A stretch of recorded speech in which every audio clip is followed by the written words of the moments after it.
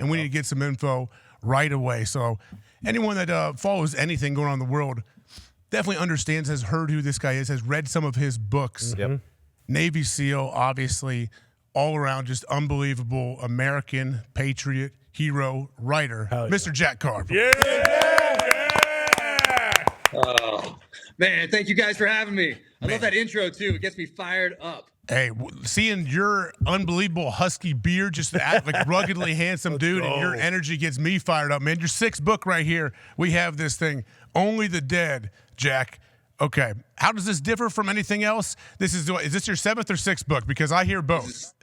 Yeah, this is the sixth book, and working on Bill. the seventh now. Also working on a nonfiction book on the 1983 Beirut barracks bombing to keep that history alive and some of those lessons alive, so we can hopefully apply them going forward as wisdom in the future. But a lot of irons in the fire right now, but I feel extremely fortunate. Well, that Beirut one, geez, that'll be interesting, especially nonfiction. But this one, Only the Dead. How did this thing? I guess when you're writing these things, you obviously there's process. I know you've talked to us on the show about everything that you do. When you write this, it seems completely overwhelming to even think about writing a book, let alone many books, especially something like this that's so good. I guess, how did this one differ from anything in the past? And have you had to change up anything over the course of writing these books?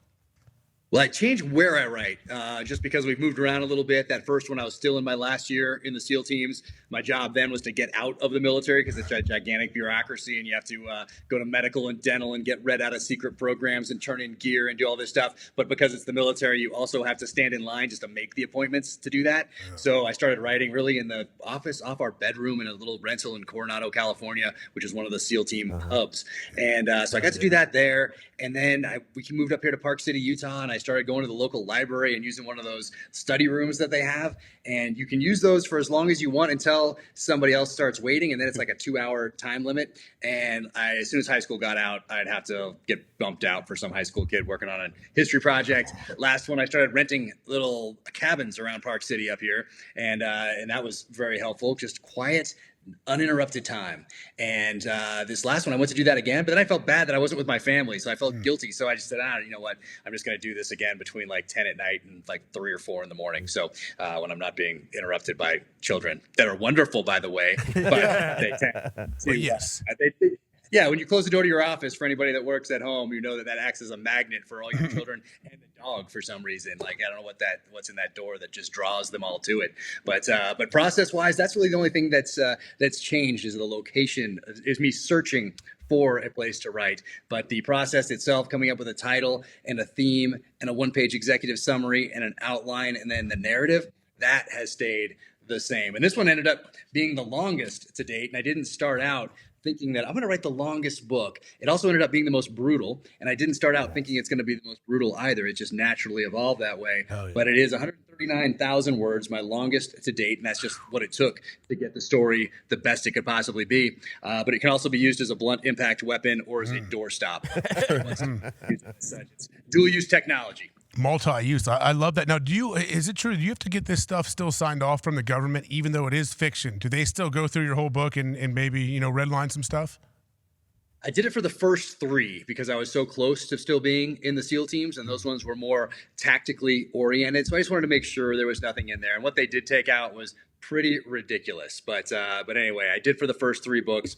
The 4th one, called The Devil's Hand, I really went deep down the rabbit hole into bioweapons research and biodefense is how they term it. And I didn't want the government to be censoring things that I didn't learn in the military, that I learned on the outside, essentially doing the job of an investigative journalist. So I didn't submit that one. The last one, In the Blood, I went deep down the rabbit hole into artificial intelligence and quantum computing, specifically with the military and intelligence aspect of those 2 entities.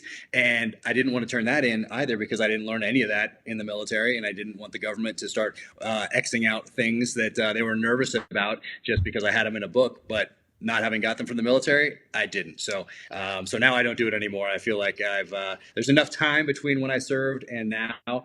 Also, what we do in the military, specifically in the SEAL teams, I should say, in special operations, isn't that secret. every big city SWAT team is going to serve a warrant tonight somewhere in their city. And that's essentially what we're doing. We're just doing it in like Baghdad or Kabul, where we have an AC-130 gunship overhead and a Reaper drone and a bunch of other assets at our disposal. But essentially it's the same thing. It's going to kick somebody's door in the middle of the night, grab them out of their bed and bring them back for interrogation, and then go prosecute some follow-on targets. I love it. Now, I got one more quick question before some of the boys have some stuff for you. So Chris Pratt, obviously you're very tight with Chris Pratt.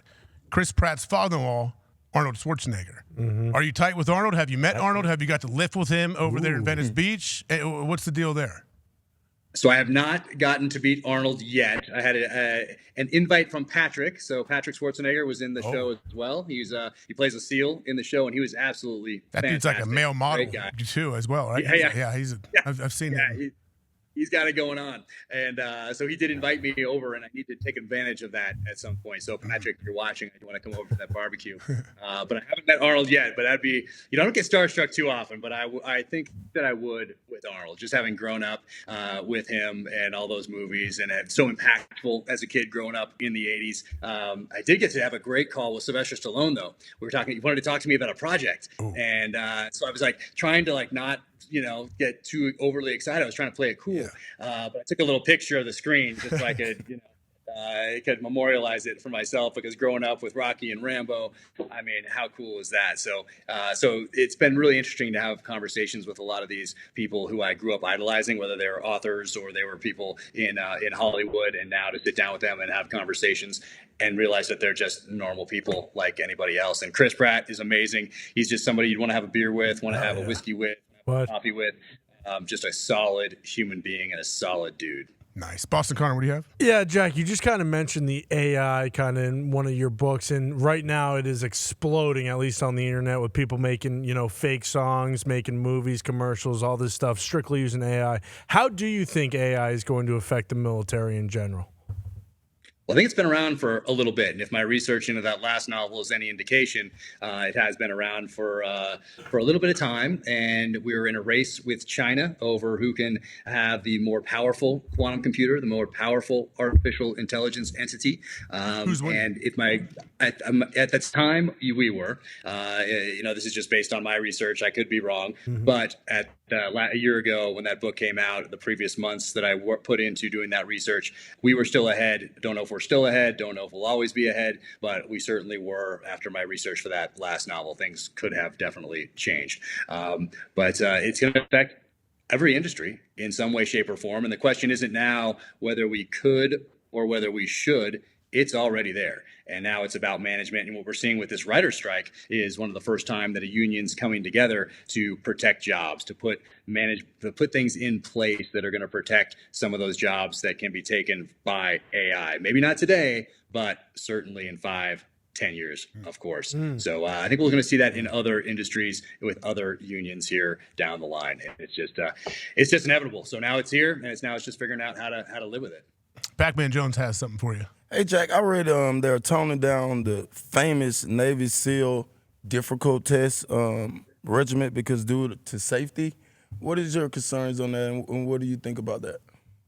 Yeah, I don't have any insider information on that, but it would not shock me if they are changing some of the requirements in order to get more people in. It's just when you have a recruiting issue, when you're not bringing in the number of bodies that you need to, it's just natural for those standards to drop or to be adjusted, or the language around them to be adjusted, meaning we're going to give you not one try, not 2 tries, not 3 tries. We're going to give you as many tries as it takes to get you through this part of the program, because we need these bodies. And 10 years ago, that person would never have made it into the SEAL teams or into any special operations unit. But maybe today they are, because of dropping those standards to get the bodies, because they have a recruiting crisis, because people are looking at our withdrawal from Afghanistan and a few other things and saying, wait a sec, these people had 20 years to plan for this withdrawal, and that's how it turned out. As a parent, are you going to actively encourage your child to go into an organization that has 20 years to plan for something, and that's their best foot forward?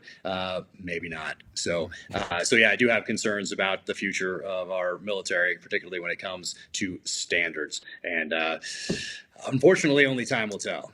Jack, that's surprising that they may be having issues getting people. Like, I understand in military in general, all the branches, but for special forces, I feel like it's never been a better time for young people that want to be you. They want to do what you did. They see about it later. So I would imagine it's just because they have a smaller pool to choose from because we have less people entering.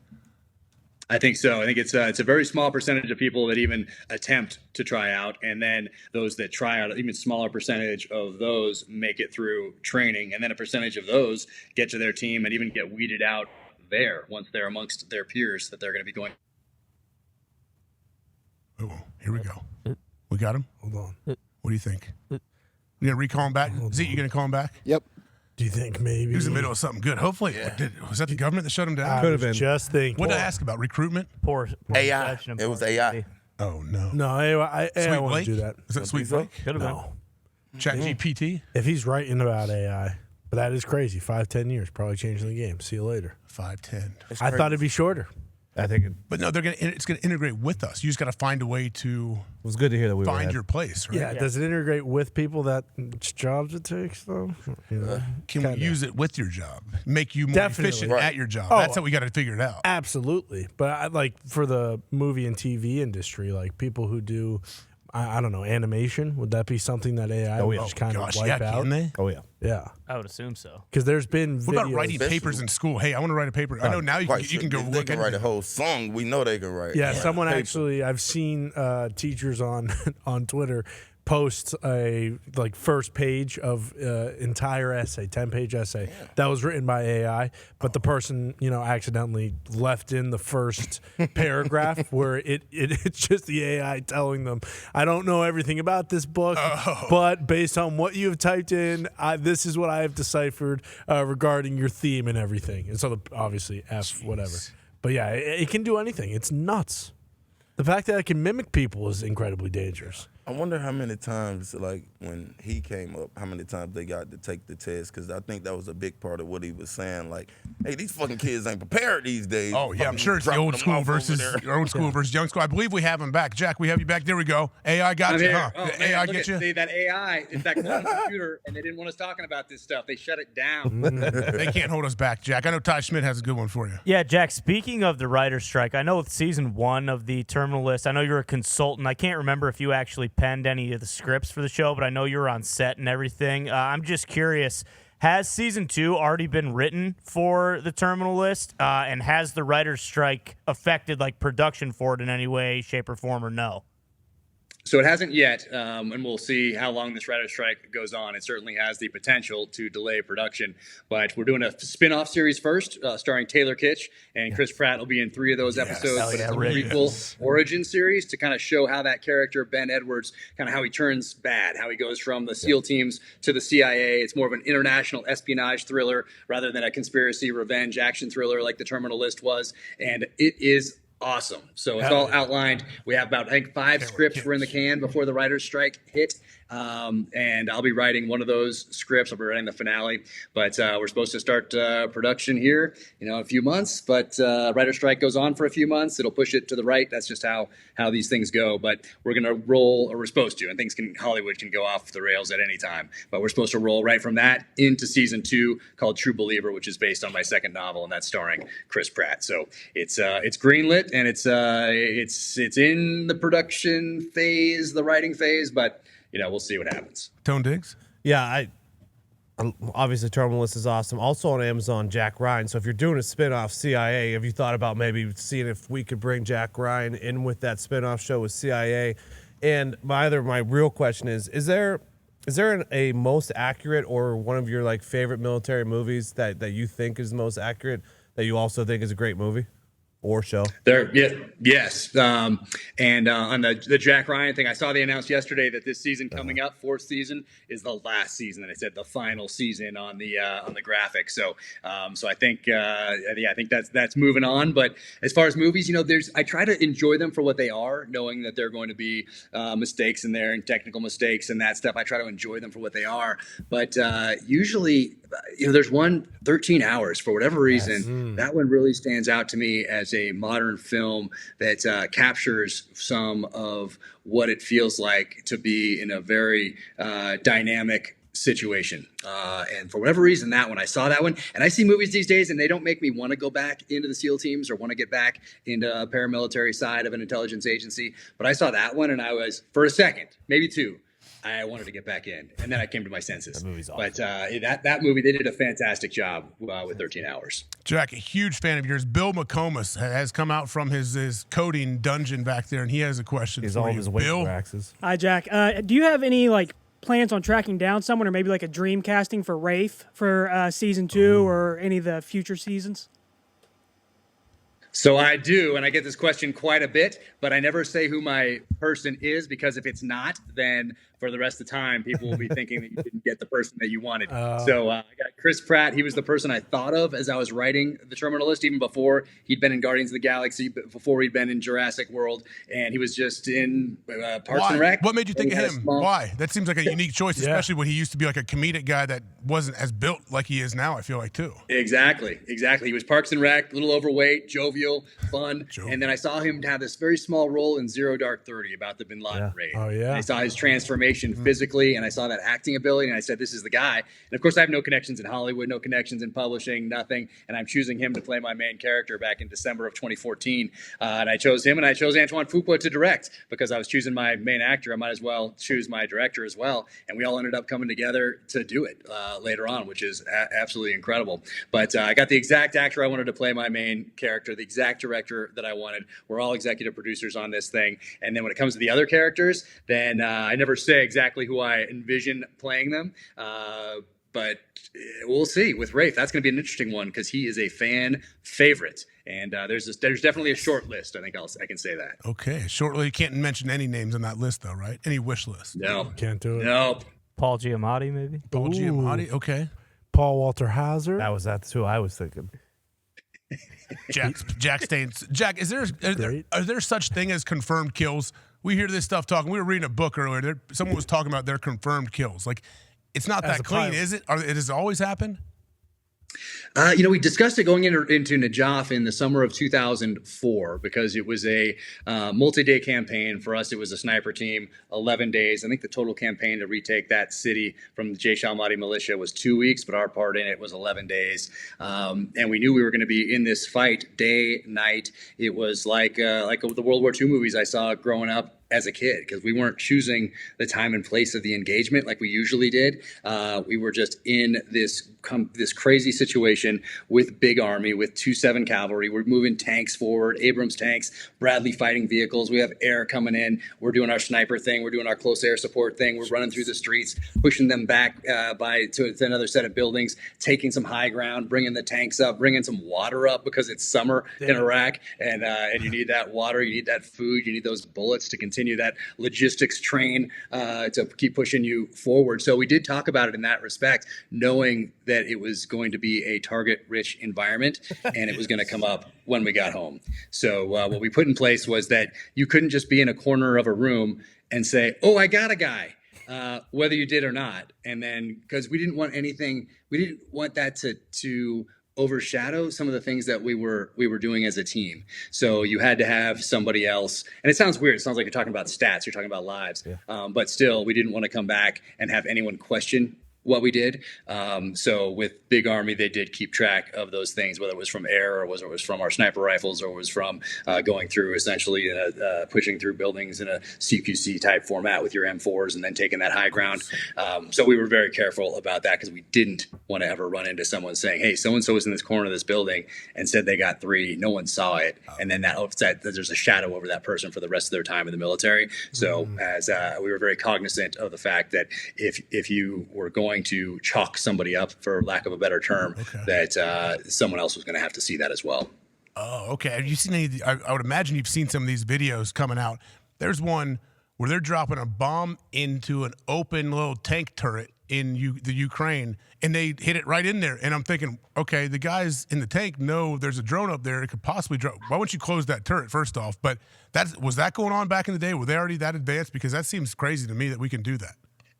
Yeah, I haven't seen that exact video that you're talking about, but it doesn't surprise me. If you look at technology from, like, say, the first Gulf War, when we first saw those videos of smart bombs hitting their targets, and then we have another 10 years to September 11th-ish, and then the technology that just leapt forward with 20 years, essentially, at war in an industry that's now making money and also wanting to support your troops on the ground with technological advances, with lessons learned from the battlefield for 20 years being incorporated, not just a flashpoint here or there, and then relying on that flashpoint, let's say like a Mogadishu, and taking those lessons and not having that be your only thing to use as a real world example. No, you had 20 years of everyday, essentially, engagement to incorporate into technology, to advance technology when we're talking about weapon systems. So that doesn't shock me there.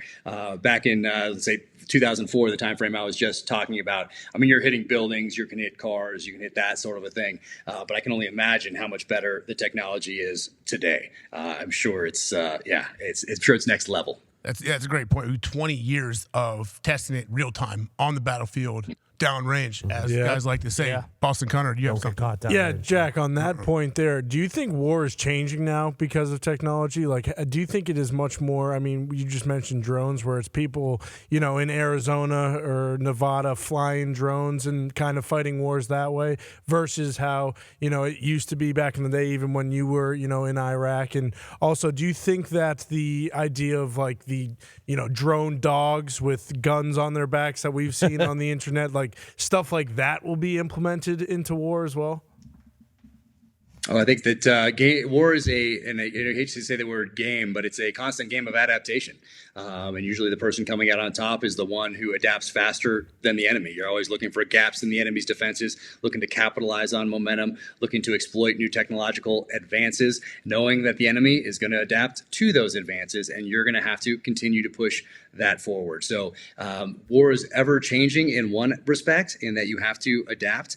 But in another respect, it does come down to that man on the battlefield with a rifle, putting a bullet, putting something into another human being.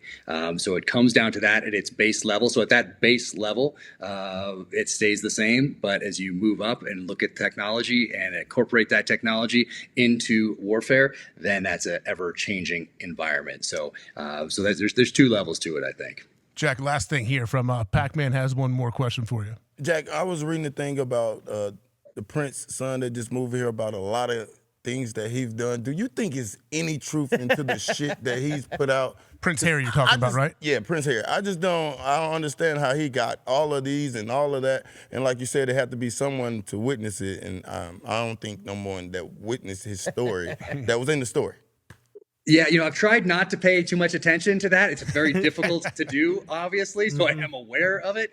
But I think, he talked about, he was a helicopter, was he? Yeah, he's a pilot. Helicopters, is that? Yeah. Yeah, so I think he talked about it there. But no, you can certainly chalk up some people. There's not just your helicopter. There's ISR, so like a Reaper drone or a Predator drone overhead, or an AC-130. So there's other video feeds that are showing what you're doing on that battlefield, and you are keeping track of enemy combatants down and that sort of a thing. And you really can see it even at night with these ISR platforms. So I think he put that in the book. Is that what he did? And then he talked about how they were inoculated against it, or something along those lines. I don't know. I try not to pay too much attention to that. I wish them well, of course. And, so you thought maybe it was they bullshit. need maybe they need a new PR person, though. I'm thinking they need to reevaluate their PR. Yeah. It's what can you do? But you know what, Jack? You don't need new PR people. You have great PR people. We appreciate you coming on right here. Only the Dead comes out May 16th, correct? That's it. May 16th in ebook, hardcover, and in audio. Hell yeah. Oh man, I know you have some.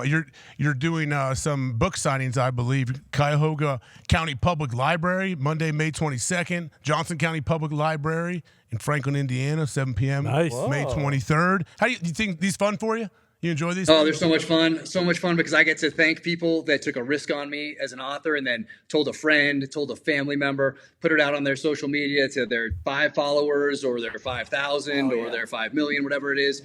So I get to shake their hands, take a picture, say thank you, because I wouldn't get to do what I love, which is writing, without them having taken that risk and then telling a friend and really building this grassroots. So I absolutely love Book Tour. I try to do it as much as I can on social media, but this is where I get to actually shake hands and and say thank you in person. So it means a ton to me that people come out to these, and I'm looking forward to it. Thank you, Jack. Awesome. Thank you very much for not only everything, your service, everything you've done, your books, and coming on this show. Ladies and gentlemen, Jack Carr. Thank you, Jack.